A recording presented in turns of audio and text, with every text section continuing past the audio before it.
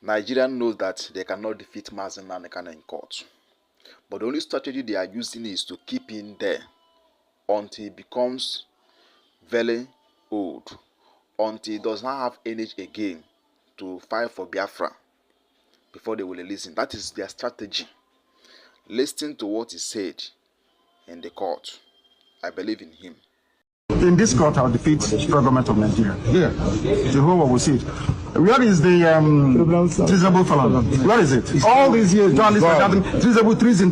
What is treason today? It's gone. In some way, this terrorism charge will go. I'm thinking of another capital offense that can charge me with. Maybe, I don't know, impregnating the wife of somebody. I don't know what other thing they're going to charge me. You say you are innocent of all these charges. The federal government, they know I'm not guilty.